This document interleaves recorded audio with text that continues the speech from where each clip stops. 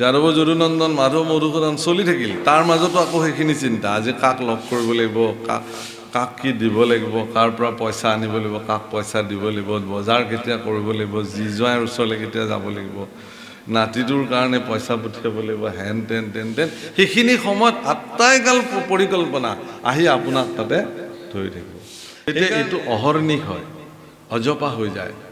24 ঘণ্টা আপুনি তেতিয়া কৃষ্ণ ধ্বনি শুনিব, কৃষ্ণ চৰিত্ৰ শুনিব। এনেকুৱা 24 ঘণ্টা কৃষ্ণ ধ্বনি আৰু চৰিত্ৰ শ্ৰৱণ কৰোঁতাসকলৰ ভিতৰত পোনপ্ৰথমে অগ্ৰগণ্য হিচাপে নাম লোৱা হয় গোপীসকলৰ। সেইকাৰণে গোপীসকল যেতিয়া ভগৱানৰ ওচৰলৈকে ঢপলি আহিলে, তেতিয়া ভগৱানে গোপীসকলক কৈছিলে যে তোমালোকে এটা কাম কৰা, মোক দেখিলা বোলে, দেখিলোঁ। বৃন্দাবন দেখিলা, দেখিলোঁ। বিকশিত বৃন্দাবন ইমান সুন্দৰভাৱে প্ৰস্ফুটিত হৈছে, তোমালোকে দেখিলা, এতিয়া তোমালোকে ঘৰলৈ যোৱা। ভগৱানে তেওঁলোকক মনত পেলাই দিছিলে, তোমালোকক নেদেখি তোমালোকৰ সন্তানবিলাকে এতিয়া মা মাকে চিঞৰি চিঞৰি কান্দি আছে। তোমালোকক নেদেখি তোমালোকৰ স্বামী হাবাথুৰি খাইছে। তোমালোকৰ পৰিয়াল পৰিজনৰ মাজত ভীষণ পৰিস্থিতিৰ সৃষ্টি হৈছে। গৰু গাই সা সম্পত্তি খেতি বাতি সকলো তোমালোক মালিকনী একো একোগৰাকী। গতিকে নিজৰ নিজৰ সা সম্পত্তিৰ মালিকনী হৈ থাকাগে, যোৱা ইয়াৰ পৰা সোনকালে। কিন্তু গোপীসকলে কি বুলি কৈছিলে যে হে ভগৱান, তোমাৰ মুখেৰে এনেকুৱা কথা হ'ব বুলি আমি ভবাই নাছিলোঁ। তুমিও যে ভকতক এনেকে ত্যাগ কৰিব পাৰা, এই কথাটোতো আমি ভবাই নাছিলোঁ। আমিতো ইতিমধ্যে তোমাক পাবৰ কাৰণে আমাৰ জীৱনৰ সৰ্বস্ব পৰিত্যাগ কৰি থৈ গুচি আহিলোঁ। আমি যে কিবা মালিকনী, সম্পত্তিৰ মালিকনী, গৰু গাই খেতি বাতি এইবিলাক আছে পাহৰি গ'লোঁ। আমাৰ যে স্বামী আছে আমি পাহৰি গ'লোঁ।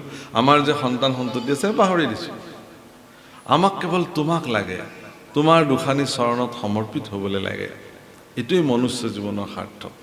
সেইকাৰণে ইয়াত উদ্ধৱে কৈছে যে প্ৰভু, তোমাৰ চৰিত্ৰ শুনিলে মানুহৰ মনত প্ৰেম ভাৱনাৰ জন্ম হয়। গোপীসকলৰ মনত প্ৰেম ভক্তিৰ জন্ম হৈছিল, যাক সপ্ৰেম ভকতি বুলি কয়। সেই সপ্ৰেম ভকতি জন্ম হোৱাৰ ফলতে তেওঁলোকে বিষয়কো পৰিত্যাগ কৰিবৰ কাৰণে সামৰ্থ্য হৈ গৈছিল। ৰাম শয়নে ভজনে স্নান গোপ্য স্থানে সদা সেৱা কৰোঁ আমি। তোমাক নেদেখি ৰাখি প্ৰাণ প্ৰভু, কিমতে বৰ্তিব স্বামী। ৰাম মই পিন্ধো চাৰ বস্ত্ৰ অলংকাৰ, তোমাৰ উচিষ্ট খায়া। দঢ়ায়া সুচিত্ত কিনো বিপৰীত, তৰিব দুষ্ট ৰমায়া। মই যেতিয়া খাওঁতে শুওঁতে উঠোঁতে বহোঁতে কেৱল তোমাকে সেৱা কৰিছোঁ প্ৰভু। প্ৰভুসকল মনত ৰাখিব, ভগৱান হ'লেও তেওঁৰতো এটা ব্যক্তিগত জীৱন আছিল। আমি সামাজিক ব্যক্তিবিলাকৰ, আপোনালোক সকলোৰে সামাজিক ব্যক্তিবিলাকে অধিকাংশ সময় সামাজিক হৈ থাকে, কিন্তু তেওঁলোকৰতো এটা ব্যক্তিগত জীৱন আছে। সেই ব্যক্তিগত জীৱনখিনি তেওঁলোকে কাকো নিদিয়ে, সেইটো তেওঁৰ নিজৰ কাৰণে। তেওঁ খাব, শুব, স্নান কৰিব, দৈনন্দিন নিত্যকৰ্ম সাধন কৰিব, পৰিয়াল পৰিজনৰ লগত থাকিব, এইখিনি তেওঁৰ ব্যক্তিগত জীৱন। কিন্তু ভগৱান কৃষ্ণৰো যি ব্যক্তিগত জীৱনসমূহ আছিল, সেই ব্যক্তিগত জীৱনসমূহতো প্ৰত্যেকটো মুহূৰ্তত এগৰাকী একনিষ্ঠ সেৱক হিচাপে উদ্ধৱ তেওঁৰ লগত আছিল। ভগৱানৰ স্নান কৰা কাৰ্য, ভোজন কৰা কাৰ্য, শয়ন কাৰ্য সকলোতে উদ্ধৱে তেওঁক যি ধৰণে সেৱা কৰিব লাগে প্ৰতি মুহূৰ্তত তেওঁ সেৱাৰ কাৰণে প্ৰস্তুত হৈ আছে। আৰু এই কথা স্বয়ং উদ্ধৱে নিজে স্বীকাৰ কৰিছে যে হে প্ৰভু, শয়নে ভোজনে স্নান গোপ্য স্থানে সদা সেৱা কৰোঁ আমি। মোৰ এইটো বিশ্বাস আছিলে যে তুমি যিদিনাখন যাবা ময়ো তোমাৰ লগতে গুচি যাম। গতিকে তোমাক বাদ দি পেলাই মোৰ আজিৰ পৰা কামেই বা কি তুমিয়ে নাথাকিলে মোৰতো কাম তুমিয়ে আছিলা তাৰমানে এগৰাকী প্ৰকৃত ভকতে ঈশ্বৰৰ কৰ্মত এনেকৈ সমৰ্পিত হয় ঈশ্বৰ অবিহনে তেওঁৰ জীৱনত আৰু একো কামেই নাথাকে উদ্ধৱৰ জীৱনতো সেইটোৱে হৈছে কিন্তু আমি যিবিলাক ভক্ত হৈছোঁ আমাৰ ভক্তবিলাকৰ আমাৰ প্ৰথম আৰু প্ৰধান কাম হ'ল নিজৰ কামখিনি তাৰ মাজতে যিখিনি আহৰি পাওঁ সেইখিনিহে আমি ভগৱানৰ কাৰণে দিওঁ কেতিয়াবাতো তাতো বিঘিনি গোটেই শৰণৰ বাক্যখিনি মাতিব লাগিছিল আজি আৰু মতা নহ'ল প্ৰভু শ্ৰীমন্ত শংকৰ হৰিভকত একদম ধামধুম মাতি যে প্ৰভু বেয়া নাপাবা মোৰ একদম জৰুৰী কাৰ্য যাব লাগে গতিকে আজিলৈ আৰু ইমানতে সামৰি ভগৱানক কি ক'ব এতিয়া ঠিক আছে আপোনাৰ জৰুৰী কাম আপুনি যাবই 24 ঘণ্টা কেৱল নিজৰ কাৰণে চিন্তা আমাৰ খাব লাগে শুব লাগে পিন্ধিব লাগে আনন্দ কৰিব লাগে স্ফূৰ্তি কৰিব লাগে ভগৱানৰ কাৰণে ৰাতিপুৱা স্নান কৰি উঠি অকমান সময় গধূলি একদম সকলো কাম কাজ আজৰি হৈ অকমান সময় স্নান কৰি ভগৱানৰ সন্মুখত ধ্যানস্থ হোৱা আচৰিত কথা যে ৰাতিপুৱা স্নান কৰি পেলাই যেতিয়া ভগৱানৰ সন্মুখত দিব্য বন্তি জ্বলাই পেলাই আমি বহোঁ মগজুটো খুব শান্ত হৈ থাকে সেইখিনি সময়ত ভগৱানৰ চিন্তনতকে আজি দিনটো কি কৰিব লাগিব সেইখিনি চিন্তনেহে সেইখিনি সময়টো আহি পেলাই জুমুৰি দি ধৰে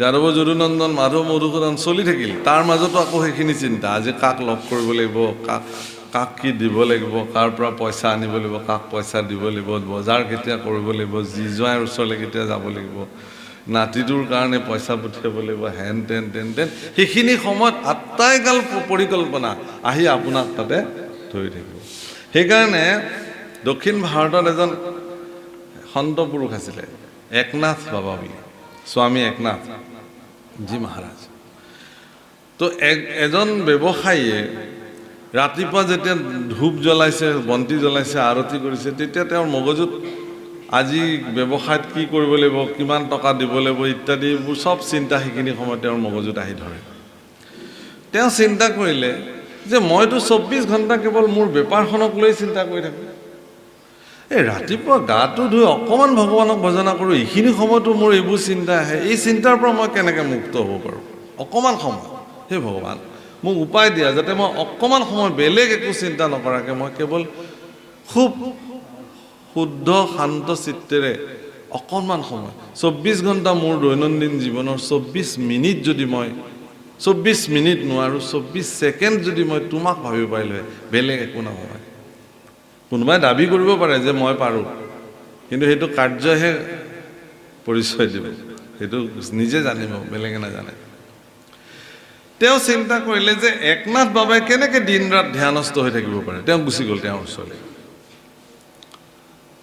গৈ ক'লে বোলে হে বাবা বোলে মই তোমাৰ ওচৰলৈকে এটা উপায় বিচাৰি আহিছোঁ বোলে কি যে আমিতো দিনটো 24 ঘণ্টা আমি 24 মিনিট সময়ো ভগৱানৰ চিন্তনত থাকিব নোৱাৰোঁ তুমি এই 24 ঘণ্টাই ভগৱানৰ চিন্তাত কেনেকৈ বিলীন হৈ থাকিব পাৰা এই উপায়টো মোক লাগে কেলে বোলে ময়ো অকণমান ভগৱানৰ চিন্তা কৰিব খোজোঁ তোমাৰ নিচিনাকৈ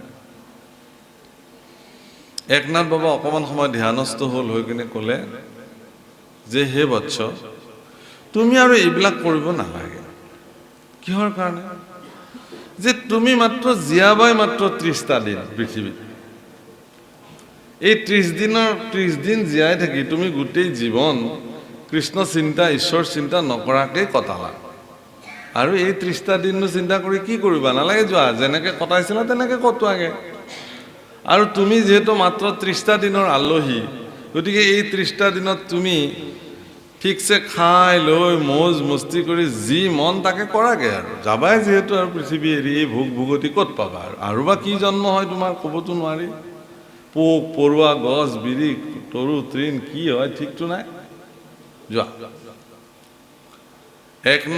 একনাথ বাবাৰ কথাটো অমুক বাক্য এগৰাকী সন্ত পুৰুষে কৈছে তেওঁ একদম খুব বিষণ্ণ মনেৰে ঘৰলৈ উভতি আহিলে। পত্নীয়ে সুধিলে, কি হৈছেনো আপোনাৰ? কোনোদিনেতো আপোনাক এনেকৈ দেখা নাই। তেওঁ একো মাতা নাই, চিধা ৰুমৰ ভিতৰলৈ গৈছে, গৈ বহি আছে। পত্নীয়ে গৈ আৰু কাষতে, কিবা ডাঙৰ ঘটনা ঘটিলে নেকি? টকা পইচা কিবা আমাৰ হেৰালে নেকি? কোনোবাই কিবা লৈ গ'ল নেকি? কোম্পানীত কিবা লষ্ট হ'ল নেকি? বেপাৰত কিবা বিসংগতি হ'ল নেকি? কি হৈছে কওকচোন। স্বামীয়ে কৈছে, বোলে এনেকুৱা ধৰণৰ কথা কৈ কৈ তুমি মোক যি বিৰক্তি দিলা, এতিয়া মোৰ ওচৰৰ পৰা যোৱা, মোক অকণমান শান্তিৰে থাকিব। গোটেই জীৱন কেৱল এইবোৰে শুনিলোঁ তোমাৰ, অকণমান আঁতৰি দিয়া। মাকে কৈছে যে দেউতাৰ কিবা এটা হৈছে বোপাহঁত, যাচোন যা সোধগে। কিবা ল'ৰাকেইটা আহিছে, দেউতা কি হৈছে তোমাৰ? কোৱা, আমাক কোৱা, আমি আছোঁ নহয়। একো কোৱা, কোৱা তোমাৰ কি হৈছে? কৈছে যে মই মাত্ৰ 30 দিনৰ আলহী এই পৃথিৱীত। কোনে ক'লে? বোলে একনাথ বাবাই কৈছে। হয় নেকি? তেওঁতো যি কয় সেই বাক্য আজিলৈকে সকলো ফলি আহিছে। গতিকে এই 30টা দিন মই যিটো পৃথিৱীৰ আলহী, গতিকে এই 30টা দিন অন্তত মোৰ মতে মোক থাকিবলৈ দিয়া তোমালোকে। আজিৰ পৰা মই মোৰ সকলো, মোৰ ব্যৱসায় বাণিজ্য, টকা পইচা, সা সম্পত্তি যি আছিল সকলো তোমালোকক দি দিলোঁ। তোমালোকে চবে ভগাই বতাই যেনেকৈ মিলে লৈ ল'বা, মোক আৰু একো নুসুধিবা। মই য'ত যি লিখি দিব লাগে চব লিখি দিছোঁ, চহী কৰি দিছোঁ, তোমালোকে চব লৈ যোৱা।